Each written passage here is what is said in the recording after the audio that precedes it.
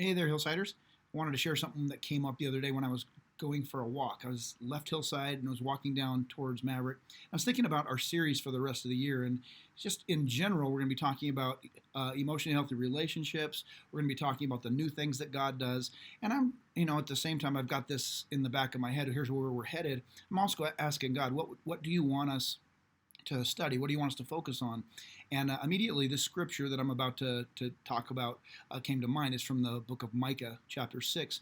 And we're going to be spending some time in that passage over the next month, and then possibly adding a couple others as we go through it.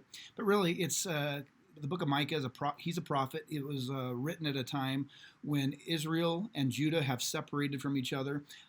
They have been at war and at odds with each other, and the people have apostatized, or they've turned their back on God, and they're now living kind of mimicking the lives and relationships within the religions of the nations around them, but also the people who live among them.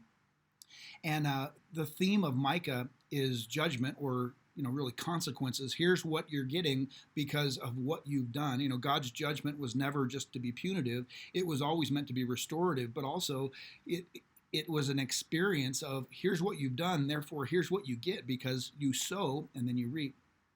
The other part of the theme of Micah is after judgment is grace and forgiveness, and what does it take to walk in relationship with God? And that's really the starting point of where I'm going this coming week. Micah in Micah chapter 6 says, what's it going to take to come before God and to be able to be received by him? Is it going to, I need to bring a special offering with like a very choice lamb or ram?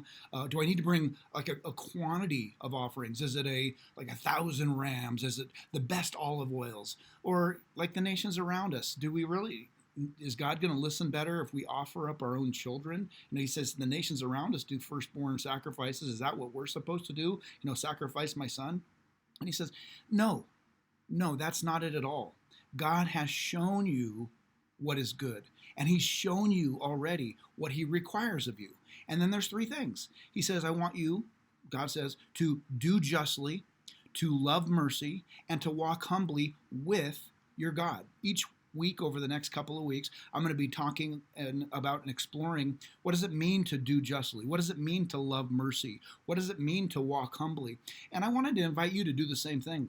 And one of the ways you can do that is through doing a study on the word justly, or on justice. And where does God talk about justice in the scriptures? And you look up all the places where it talks about justice, where it talks about mercy. And really the word mercy here is kind of interchangeable with love in action, or kindness, or steadfast love.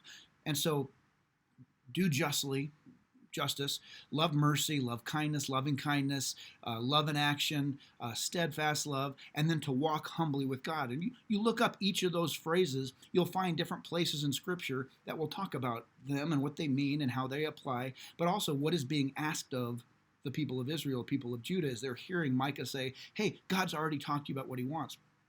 It's interesting. They may have been asking, what do we have to do to be in relationship with God? And instead of giving them a list of accomplishments, here's your bullet points, do these things. Instead, Micah reiterates an invitation to a lifestyle that is walking with God. We're invited to do justly, to live in such a manner that justice, not just our idea of justice, but God's idea of justice, is flowing through our life towards the people we interact with.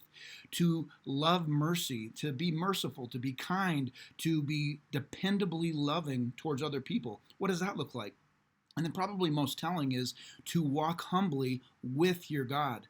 All the way back to the Garden of Eden, God had a desire to interact with humanity in relationship and to walk with Adam and Eve in the cool of the afternoons and to spend time with them.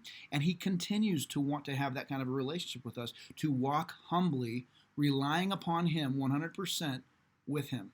And so that's something I'm pondering. I want to invite you to do the same as we head towards Micah chapter 6, verses 6 through 8, this coming week and for the rest of this month. So I want to say, God bless you. Be thinking about what does it mean to do justly, to love mercy, and to walk humbly with our God. What does it look like lived out in your life today? God bless you. Have a great rest of one.